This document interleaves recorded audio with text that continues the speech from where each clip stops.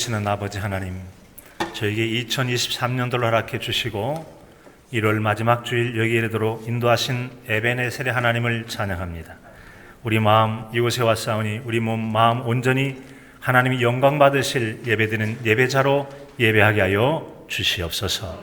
오늘도 사모하오니 예배하신 은총을 내려주시고 죄 기쁨 충만하여 돌아가는 복된 날 되게 하여 주시옵소서. 예수 그리스도 이름으로 기도하옵나이다. 아멘. 우리를 향한 하나님의 계획은 크고 놀라워서 우리는 충분히 알 수가 없습니다.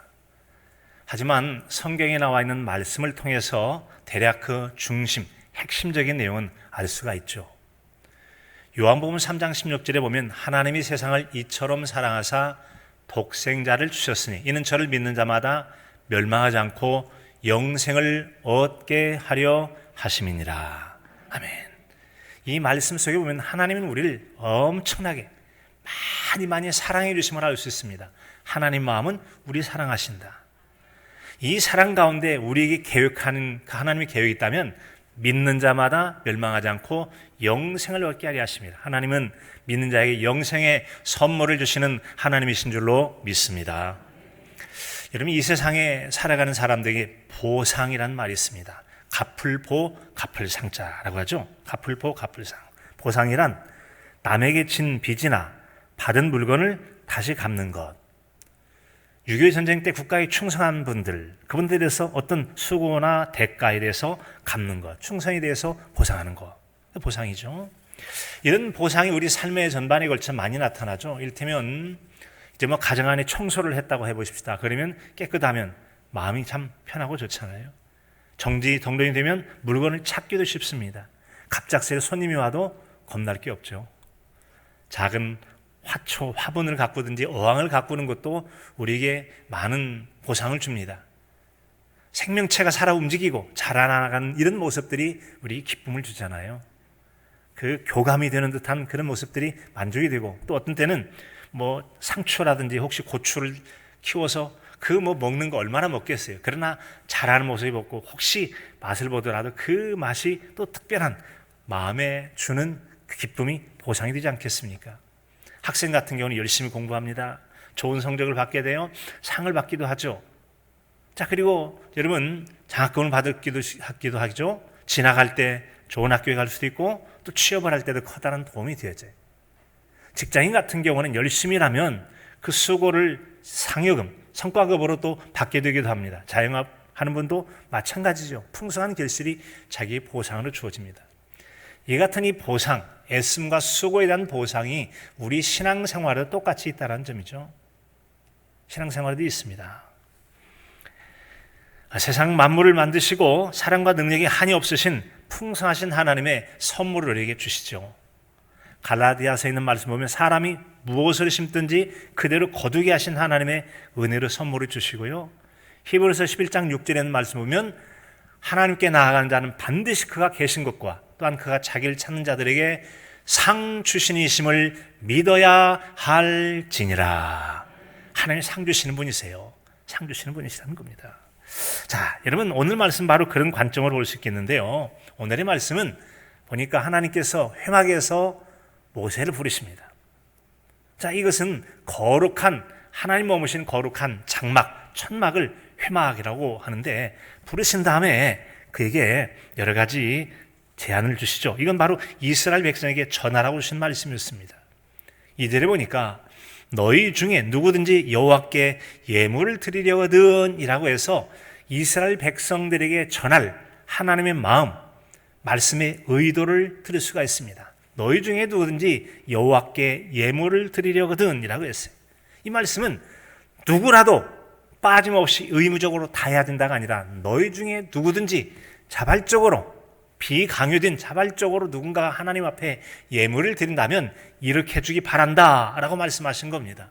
근데 사실 하나님의 이 말씀 속에는 나는 예배받기를 원하는 하나님이야 라는 것을 말씀해 주고 있는 겁니다. 하나님은 예배받기를 기뻐하시는 하나님이십니다. 하나님 이렇게 예배 자리에 머무신 여러분들 하나님이 기뻐하실 줄로 믿습니다. 예배를 기뻐하세요. 그런데 또 한 가지는 내가 예배를 기뻐하긴 기뻐한다만 그러나 예배는 이렇게 드릴 때 내가 기뻐 받는다. 모든 예배가 아니라 이런 예배를 기뻐 받는다라는 하나님의 의도를 말씀해 주셨어요. 사실상 이것은 곧 우리에게 하나님께 예배를 드릴 때 예배 지침이라고 말씀하는 거죠. 이런 방식으로 할 때 내가 기뻐하겠다라는 겁니다. 사실 하나님께서는 모든 성도들이 예배를 다 받기를 원하시는데 하나님도 과거에 마음 아픈 사연이 있잖아요. 창세기 4장에 보면 첫사람 아담과 하와의 두 자녀가 하나님께 예배를 드리는데 아벨의 제사는 받으시고 형 가인의 제사는 받지 않고 거부를 하셨던 적이 있어요. 그래서 이제는 내가 누구의 예배라도 거부하지 않고 모든 예배를 받기를 원하는 그런 마음 가지고 예배 지침, 제사 지침을 주셨다는 거죠. 이 말씀 속에 나는 이런 제사를 기뻐한다라고 사실상 하나님이 굉장히 솔직하게 자신의 말씀을 했다라고 할 수 있습니다. 이런 것을 기뻐한다. 이런 하나님의 솔직함을 마태복음 5장 37절 예수님께서 산상수훈에서 이렇게 말씀하시죠. 오직 너희는 너희 말은 옳다 옳다 아니다 아니라 하라. 이에서 지나는 것은 악으로부터 나오느니라. 말을 비비꼬거나 이게 속일 듯이 뭐 이렇게 하는 거 안 좋아. 그러면 그런 거고 아니면 아닌 거고 사실상 직설적인 그런 표현을 하나님 기뻐하셨고 아들 되신 예수님도 그렇게 말씀하셨다라는 점들이죠. 이처럼 하나님의 성품을 닮은 예수님께서도 아버지의 마음을 그대로 주셨는데 이 제사 지침, 예물에 대한 이런 규정들은 우리에게 좀 많은 생각을 갖게 합니다. 하나님 굉장히 좀 자상하신 편이라고 저는 생각이 드는데 여러분 누군가가 생일날 선물을 기대하는데 가만히 있어요. 그리고는 에이 뭐 이런 거 사왔냐 마음에 안 든다. 그러지 말라는 거예요. 차라리 선물 줄 것 같으면 미리 딱 얘기해요. 나는 이번에 이런 것이 필요하다라고 얘기하는 거죠. 지금 하나님께서는 누구라도 차원에서 예물 드리는 예배를 드리려거든 제사를 드리려거든 이런 종류를 이런 방식으로 나이가 기뻐할 수 있도록 예물을 드리면 좋겠다라고 하는 분명한 예배 지침을 주셨다는 거죠. 말을 하고 그렇게 했을 때 기쁨이 있는 거 아니겠습니까? 하나님 그렇게 해주세요. 바로 2절에 보면 너희 중에 누구든지 여호와께 예물을 드리려거든 가축 중에서 소나 양으로 예물을 드릴지니라. 자, 예물의 종류는 가축이다. 가축 중에서 소, 양을 드리려거든 이런 방식으로 드리라 해서 이 하나님 앞에 예물을 드릴 때 예물 종류가 많거든요. 짐승도 있지만 소나 양만 있습니까? 비둘기도 있기도 하고 말이죠. 어떤 경우는 곡식을 드리기도 하고 포도주를 드리기도 합니다. 그런데 여기서는 딱 규정을 제안했어요. 가축으로 한다면 그 중에서 소나 양으로 할 것이다 라고 이렇게 범위를 정해주셨다는 거죠. 이 같은 하나님의 자상하심이 이제 3, 4절을 가면 보다도 구체적으로 예물을 드릴 때 번제라는 제사에 앞서서 이렇게 해주기를 바란다. 그러면 속죄, 죄를 용서받게 될 것이다. 번제라는 것은 짐승을 잡아서 피를 뿌리고 그것을 온전히 태워서 연기로 드리는 이것이 이제 번제라고 하는 그런 제사법이죠. 3절에 이렇게 기록이 되어 있습니다. 그 예물이 소의 번제이면 흠없는 수컷으로 회막문 앞에서 여호와 앞에 기쁘게 받으시도록 드릴지니라. 아멘. 아주 굉장히 구체적으로 예배 지침이 나와 있어요. 우리로 말하면 찬송을 할 때는 이렇게 하고 성경 읽을 때는 이렇게 하고 기도를 할 때 말씀을 들을 때 어떻게 하라 그러듯이 구체적인 지침을 주신 거예요. 자, 소란 가축을 예물로 드릴 때 번제로 할 경우에는 흠 없는 것, 여러 가지 흠이 있으면 안 되죠. 뭐 이렇게 건강상의 피부병이라든지 등등 상품 가치가 시원찮은 거 말고 하나님 그분에 합당한 좋은 것으로 잘 구별해서 드려라 그런 말씀이에요. 그리고 장소는 회막문이라는 곳이고 그 다음에 여호와 앞에 예물을 드려라. 여호와 앞에 드려라. 예물은 반드시 다른 대상이 아닌 하나님께 드려야 합니다. 예물은 하나님께 드려야 합니다. 그 점에 대해서 이사야 선지자는 이사야서 42장 8절에서 이렇게 말씀하죠. 나는 여호와이니 이는 내 이름이라. 나는 내 영광을 다른 자에게 내 찬송을 우상에게 주지 아니하리라. 이 말씀은 곧 하나님께서 사람들로 하여금 나타내는 영광, 사람들로 나타내는 찬양, 이건 내가 받아야 되겠다. 하나님의 합당한 그런 영광을 받기를 원하신다는 거죠. 그러므로 우리가 충성을 하든 찬양을 하든 봉사를 하든 헌신을 하든 하나님께 드리실 수 있기를 바랍니다. 종종 드문 경우는 합니다만 이 봉사나 충성을 해도 사람 앞에 하는 경우가 있습니다. 열심히 사람 앞에 한 다음에 왜 나를 안 알아줘? 내가 이렇게 열심히 했는데 나를 안 알아주니까 섭섭병이 들고 속상한 거예요. 그리고 혼자 시험이 들어. 왜요? 하나님 앞에 들으라고 그러는데 나 봐. 이렇게 했으니까 나 한 거 좀 봐달라고, 알아달라고 지금 누구한테 하는 겁니까? 사람 앞에 하는 거예요. 봉사나 충성이나 헌신을 하나님 앞에 하실 수 있기를 바랍니다. 그런 사람이라면 하나님께 내게 주신 죄의 은혜를 무엇으로 보답할고 아들 예수 그리스도를 십자가에 내어 주시기까지 하나님 베푼 사랑이 얼마나 큰데 내가 요것 좀 했다고 안 알아준다고 하나님 앞에 섭섭병 걸리겠습니까? 아무리 많이 해도 주여 부족합니다. 받은 은혜 크나 제가 겨우 요 정도 했을 뿐입니다라고 여전히 겸손하고 여전히 부족하다고 말하고 여전히 새로운 다짐으로 더 잘 섬겨야 되지. 그런 마음 갖지 않겠습니까? 사람 앞에 드리니까 시험이 드는 거죠. 하나님 앞에 예물 드리고 정성을 다하고 믿음 생활 하실 수 있기를 바랍니다. 여호와 앞에 그 다음에 나오는 말씀이 기쁘게 받으시도록 드리라 라고 말씀합니다. 하나님께서 기쁘게 받으시도록 예물을 드리실 수 있기를 바랍니다. 찬양 한 곡을 하더라도 기도를 하더라도 봉사를 하더라도 헌금을 하더라도 하나님 기뻐 받으시도록 믿음과 정성을 다해서라. 건성으로 하나님이 그런 분 아니시잖아요. 하나님의 위엄과 우리에게 베푸신 은혜를 생각할 때 하나님께 합당한 정성과 마음과 믿음을 담은 그런 헌신한 마음으로 드릴 때 하나님께서도 예물을 받으실 때 기뻐 받으신다는 거죠. 하나님은 예배를 거부받고 받지 않으실 수도 있습니다. 딱 믿음을 보시고 됐다라고 생각하시면 받아주시지 않습니까? 그런 일들을 우리는 이미 창세기 4장에서 가인과 아벨의 제사를 통해서 이미 기록된, 또 히브리서 11장 4절에 기록된 것처럼 믿음으로 더 나은 제사를 드렸다라고 말씀하므로 예배가 똑같지 않습니다. 그냥 시간 때우기 예배도 있을까 하면 어떤 분은 그 믿음, 모든 예배 순서 하나에 대해서 마음과 정성과 믿음의 고백으로 정말 하나님을 사랑하는 마음으로 드리는 그 예배하고 어찌 같을 수가 있겠습니까? 또 하나는 번제를 드릴 때 소의 머리에 안수하여 예물을 드리라 라고 하므로 하나님께서 예물을 기쁘시게 받으심이 될 것이다 라고 말씀하고 있습니다. 자, 이 번제할 때 하기 전에 안수를 한다고 그러는데 안수는 머리 위에다 손을 얹고 하는 안수입니다. 안수가 두 가지. 여기서 보면 두 가지겠죠. 첫째는 희생 제물을 드릴 때 잡기 전에 안수하는 게 있고 또 하나는 축복의 마음으로 치유할 때 그런 목적으로 기도의 목적으로 하는 게 있는데 이 안수는 좀 다른 의미입니다. 짐승을 잡기 전에 짐승아 내가 너에게 죄를 몽땅 다 뒤집어 씌울 테니까 너는 내 죄를 뒤집어 씌우고 네가 죽어서 내 죽음 대신에 네가 좀 피 흘려 죽어야 되겠다. 미안하지만 그렇게 하고 기도하고 그게 죄를 떠넘기는 것이 그때는 안수예요. 이게 특별한 희생제물 때만 그런 거죠. 축복의 기도하고는 다른 개념이죠. 그래서 이 짐승에게 떠넘겨서 짐승이 피 흘려 죽고 제사도 드려지면 내 죄가 일시적으로 용서받게 되어지는 거예요. 그러므로 하나님께서 사랑하는 자녀가 용서를 구하는 번제의 제물을 드릴 때 죄가 용서받는 그 모습을 보시고 기뻐하지 않으시겠습니까? 그리고는 속죄 그를 죄로부터 건져주시고 죄값을 치렀다 여기심으로 그를 건져주시는 은혜를 베풀어 주신다는 겁니다. 이처럼 안수할 때 기쁘게 받으시고 속죄를 이루어주시는데 사실 여러분 짐승이 피를 흘리고 죽는다라고 하는 것 그리고 불태워서 드리는 이 목적 이 번제의 목적은 같이 볼까요? 번제의 목적은 죄를 용서받게 하는 것입니다. 그래 죄를 용서받게 하는 목적으로 했기 때문에 하나님께서 그 번제를 받으실 때 제사를 기뻐하기보다 자녀가 제가 잘못한 대가 죄값을 이렇게 치릅니다. 죄를 용서받습니다. 깨끗해졌습니다. 이야 예쁘고 좋다. 네가 죄를 인정하고 죄에 대한 고백으로 죄 씻음을 위해서 했던 이 모습이 기쁘다라고 하나님께 그 예배를 받으시는 거 아니겠습니까? 그러나 우리가 한 가지 기억할 것은 짐승의 피로 짐승의 희생으로 받는 용서는 일시적이라고 하는 겁니다. 그래서 해마다 똑같은 제사를 반복해 드리는 거예요. 그래서 이 반복하는 짐승의 피해 제사를 끝내시려고 하나님은 아무런 죄가 없으신 아들 되신 예수 그리스도를 이 땅에 보내주시고 죄 있는 저와 여러분을 대신하여 십자가에 달려 죽으심으로 이제와 영원토록 우리의 죄를 용서하시는 은총을 베풀어 주신 줄로 믿습니다.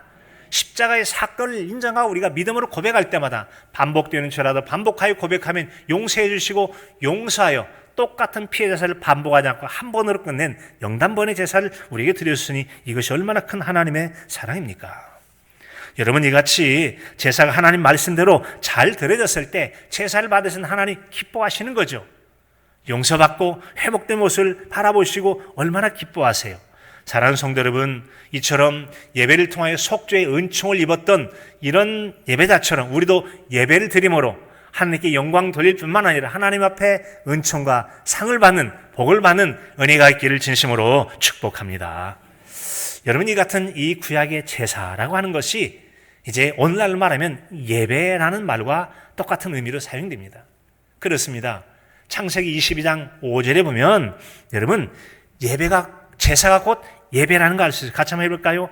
구약의 제사가 신약의 예배입니다. 이런 표현이 있어요. 창세기 22장 5절에 보면 이에 아브라함이 종들에게 이르되 너희는 나귀와 함께 여기 기다리라. 내가 아이와 함께 저기 가서 예배하고 우리가 너희에게로 돌아오리라. 아브라함이 백성에 낳은 아들을 하나님께서 그의 믿음을 떠보려고, 우리말로 떠보려고, 시험해보려고 네 아들 좀 바쳐라. 하나님은 절대로 사람을 잡아들이는 그런 제사를 받지 않으세요. 다만 믿음을 확인해 보려고 했는데 알겠습니다. 3일 동안 걸어서 모리아산 가까운 지역에 간 다음에 함께 동행했던 그런 종들에게 너희는 여기 좀 머물러 있어라. 나는 우리 아이와 함께 저기 가서 하나님 앞에 예배를 드리고 오겠다. 분명히 번제를 드리라고 해서 제사를 드리라고 했는데 제사를 그 이삭이 다르게 표현하기를, 아브라함이 표현하기를 예배라고 표현했다는 거죠. 그러므로 여러분, 우리가 이 성경에서 말하고 있는 제사라고 하는 것은, 우리 하나님 앞에 드리는 제사라고 하는 것은 우리 조상님들에게 제사상 차려놓고 엎드려 절하는 그런 제사가 아닙니다.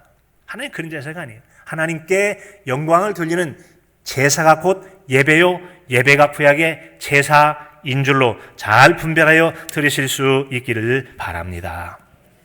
자, 여러분, 우리가 이처럼 하나님 앞에 왜 제사를 드리고 예배를 드리는 것인가? 그것은 하나님만이 참신이기 때문에 하나님의 위엄과 영광에 합당한 경배, 하나님을 높여드리는 그런 신앙적 행위가 곧 제사요, 곧 그것이 예배라고 하는 것입니다. 하나님의 지위에 합당한 예배를 드리는 것이 정말 중요하다.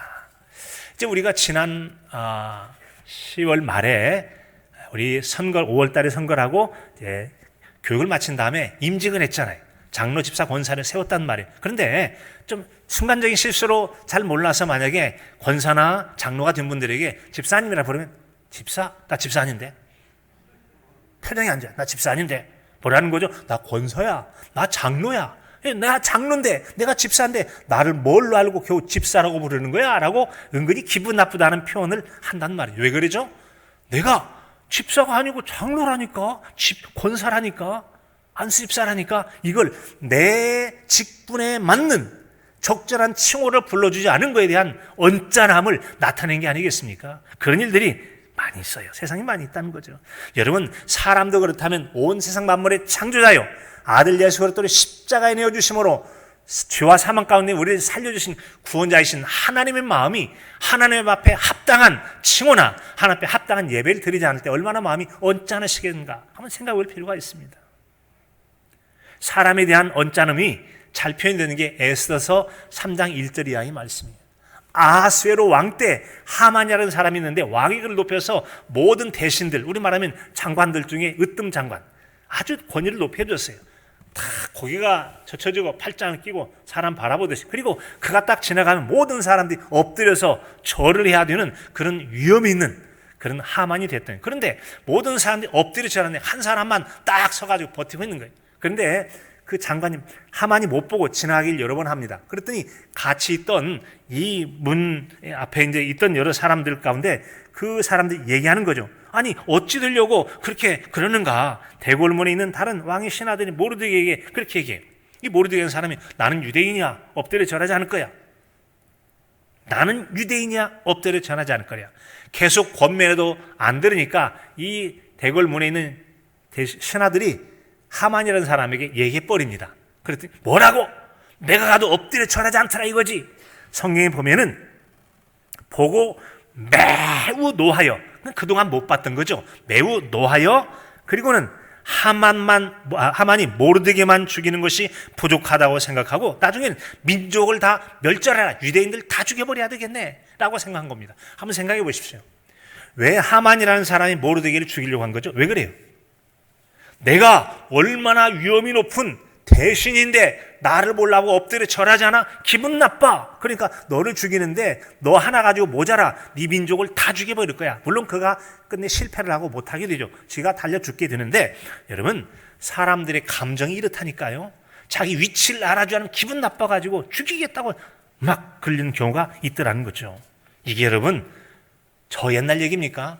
저 북한 땅에서 이제 벌써 한 10년 정도 됐는데, 김정은이라는 사람이 국방위원장으로 이제 막 30 막 돼가지고 자기가 딱 걸어가는데, 소위 말하는 그 나라의 권력자들, 고위급들이 함께 걸어갈 때 혹시라도 발이 앞서서 김정은이보다 앞걸음 나갔다면 그 다음에는 안 나타납니다. 그 사람 어디 갔죠? 이미 죽었어. 감히 내가 나이는 어리지만 내가 이 나라의 최고 권력자인데 내 권위를 넘봐? 네가 나보다 앞서서가 없애버려. 소리 소문 없이 죽여서 없어져. 다음에 나타나지 않습니다. 왜 그래요? 자기가 최고 존엄인데 자기 위치를 넘봤다고 해서 없애버린다는 거지. 여러분, 그렇다면 하나님에 대한 우리의 태도는 어떨까요? 참 우리가 보면 깜도 안 되는 사람들이 사람끼리 그런데, 전 우주 만물을 창조하신 하나님, 구원자신 하나님, 그 하나님 앞에 우리가 무리하게 행한다면 살아남기는 하겠습니까? 한 사람이 살아남겠습니까? 근데 우리가 지금 안 죽고 살아있다는 거죠. 왜 그래요?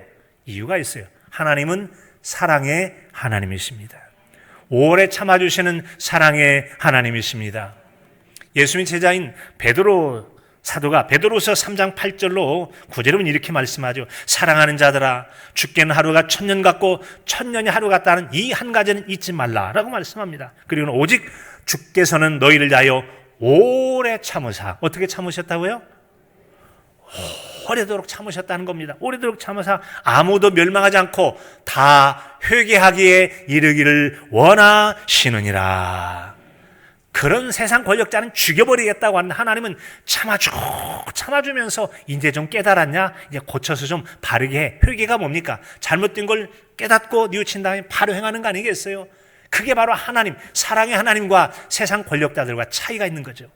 우리가 만약에 나를 잘 몰라주면 막 죽이고 싶고 미워한다면 세상 권력자를 닮은 것이고, 이 사람 아직 나를 잘 모르는구만. 위에서 기도하고 하나님의 사랑의 성품을 담는 모두였으면 참으로 좋겠습니다. 그런 사람 하나님이 기뻐하실 줄로 믿습니다. 이게 바로 여러분, 우리를 지극히 사랑하시며 구원의 은총을 베풀어 주신 하나님 아버지의 긍휼의 마음이에요. 우리는 그 하나님의 아버지의 마음을 기쁘시게 해드려야 되지 않겠습니까?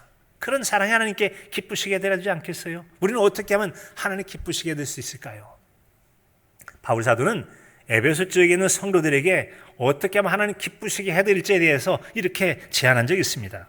5장 8절, 에베소 5장 8절로 11절까지 말씀 보면 그 말씀을 대략 정리하면 이런 내용입니다. 그는 주 안에서, 너희는 주 안에서 빛이다. 너희는 세상의 소금이다, 빛이다. 주님도 말씀하신 적이 있잖아요. 너희는 빛이다. 빛의 자녀들처럼 행하라 라고 말씀하면서 주를 기쁘시게 할 것이 무엇인가 시험하여 보라 라고 말씀해요. 어떻게 하면 주님이 기뻐하실까? 이렇게 하면 기뻐하실까? 저렇게 하면 기뻐하실까? 하나님이 이렇게 하면 기뻐하시겠구나. 이런저런 방법 가운데 분별을 해서 하나님 기뻐하실 방법을 찾아서 그렇게 하나님을 섬기도록 해라 라고 하는 겁니다. 여러분, 우리가 인간관계 속에서 혹시 사춘기 때, 청소년 때, 연애를 할 때 사랑하는 사람이 있어요? 저에겐 정숙 씨가 있어요. 어떻게 하면 정숙 씨를 기쁘게 할까? 이렇게 하면 기쁘게 할까? 저렇게 하면 방법을 찾지 않겠어요? 그리고 그 방법이 좋다면 그 방법을 써서 상대방을 기쁘게 해드리려고 하지 않겠습니까? 하나님께서는 무엇을 기뻐하시는지, 어떻게 하면 기뻐하시는지 성경 말씀을 찾고 또 하나님 기뻐하실 방법을 찾아서 하나님을 기쁘시게 해드리는 저와 여러분이 되실 수 있기를 바랍니다. 하나님 기뻐하도록 이 예물로 드리라고 그랬고, 우리가 하나님을 섬기는 믿음도 어쩌면 기뻐할까? 우리가 여러분 지난해 동복교회 70주년 기념 행사로 10여 가지 행사하는데 그 중에 한 가지가 바로 70주년 기념 예배당. 아까 사진에 보신 것처럼 예배당을 건축하고 있어요. 이미 지난주 사이에 지붕이 다 세워져서 이제 내부 공사에 들어갑니다. 자, 그런데 이것은 곧 그 바탄방 신학교에서 신학훈련을 받는 신학생들에게 좋은 예배 처소가 될 겁니다. 뿐만 아니라 그 지역 사람들이 모여서 예배를 드릴 때 여러분 그 지역의 구원의 방주가 되는 거죠. 민족 복음화를 위해서 하나님께 귀하게 쓰임 받는 구원의 우물같이 생명의 물을 제공하는 귀한 예배 처소가 될 줄로 믿습니다. 이런 모습을 하나님 기뻐하지 않겠습니까? 우리가 그곳에 필요한 의자를 조금 헌금했으면 좋겠습니다. 투주 딱 하고 나면 투주에도 이미 훨씬 더 넘은 걸로 제가 알고 있어요. 얼마나 은혜입니까? 하나님께 이처럼 기쁨과 감사로 헌신하여 드리는 헌신을 기뻐 받으실 줄로 믿습니다. 기쁨 받으세요. 근데 사실 이 같은 하나님의 섬김은 적지 않은 시간도 걸리고 고민도 많이 하고 돈도 많이 들어요. 하나님 기쁘시게 하는데 돈도 좀 들더라는 거죠. 그런데 모든 하나님을 기쁘시게 하는 것이 다 돈이 들고 시간이 들고 고민스럽냐? 그렇지 않을 수도 있어요. 하나님 을 없이 돈 없이 값 없이 내게는 나오라 하고 하나님을 기쁘시게 되는데 여러분 돈을 안 쓰고도 얼마든지 기뻐하게 해드릴 수가 있어요. 어떤 분 말하기를 교회는 돈 없으면 못 다녀. 그렇지 않습니다. 돈 없이 나오라고 성경의 말씀에 있잖아요. 특별히 시편 69편 30절로 31절에 보면 이렇게 기록되어 있어요.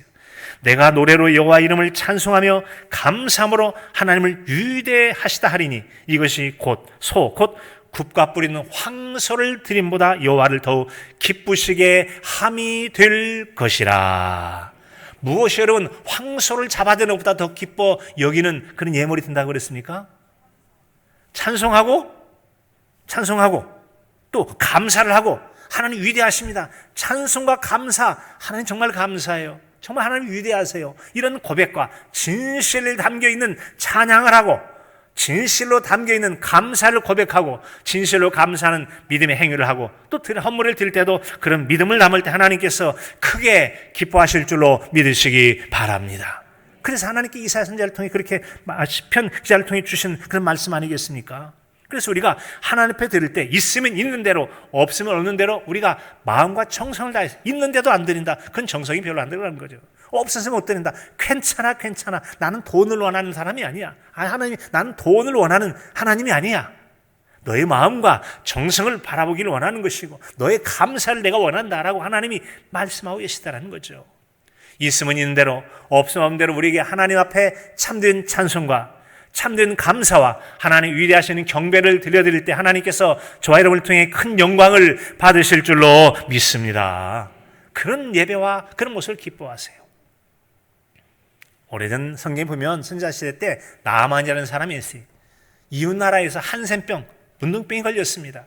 그날에 고칠 길이 없는데 어찌 듣다 하니 자기 집에 있는 여종이에서 저 이스라엘에 가면 유명한 선자 하나가 있습니다. 그에게 가면 놀라운 일이 있을 겁니다. 그래 왔습니다. 코빼기도 내보지 않고 문에 나오지도 않고 사람 보내서 저 요단강 7번 씻고 나오세요. 뭐라고? 그런 개천 같은 데서 나를 씻으라고? 우리나라 가면 훨씬 넓고 맑은 물 있는 거 많은데 나보고 하라고? 기분 나빠. 가버리자. 아닙니다. 장군님, 그보다 더한 일을 시켜도 병을 낫기로 하는다면 해야 될 거 아니겠어요? 그 말도 맞네. 알았다 하고 딱 갔다 왔더니 놀랍게 여러분 요단강에 들어 나왔더니 고침받은 거 깨끗하게 됐던 거예요. 감사해서 예물을 드리려고 하면 안 받아요. 줍니다. 안 받아요. 돌아간 다음에 뭐라고 하죠? 내가 여호와 이외에 어떤 신에게도 경배하지 않겠다라고 그가 고백합니다. 이제부터는 종이 번제물과 다른 희생 제사를 여호와 이외에 다른 신에게는 드리지 아니하고 다만 여호와께 드리겠나이다. 여호와께 드리겠나이다. 여러분 하나님께서 우리에게 형통의 복을 주시고 여러 복을 주신 다음에 누구에게 감사하겠습니까? 바위 앞에서 하겠습니까? 당상나무에게 하겠습니까? 태양을 보고 하겠습니까? 짐승을 보고 하겠습니까? 누구에게요? 하나님 앞에 감사와 영광과 예배를 드리실 수 있기를 바랍니다. 그런 예배를 하나님 어찌 기뻐받지 않으시겠습니까? 기뻐하면 사람이 기쁘면 좋은 선물을 주잖아요. 마가복음 6장 21절에 보면은 이스라엘의 당시 왕이었던 헤롯이라는 사람이 나옵니다. 생일날을 맞이했어요. 사람들 많이 불러 잔치를 하는데 한 여자아이가 와서 막 멋지게 춤을 춥니다. 너무 기분이 좋아. 이리 와. 너 뭘 원하느냐?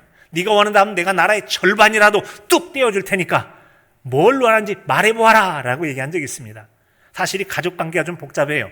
제수, 남동생의 부인을 빼앗아서 잡았던 헤로디아라는 여자의 딸. 그 딸이 춤을 췄는데 굉장히 마음에 들었더니 그렇게 상을 주겠다고 했다는 겁니다. 여러분, 기쁘면 선물을 주지 않습니까? 하나님께서 기뻐 받으실 예배를 드리고 예물을 드리면 하나님께 무엇을 줄까 하는 마음으로 우리에게 선물, 은혜로 주실 줄로 믿습니다. 복을 주실 줄로 믿습니다. 우리 주님께서 하나님께로부터 받은 그런 선물이라고 할까요? 요한복음 8장 29절에 이렇게 기록이 되어 있잖아요. 나를 보내신 이가 나와 함께 계시도다. 내가 항상 그의 기뻐하신 일 행함으로 나를 혼자 두지 아니하셨느니라.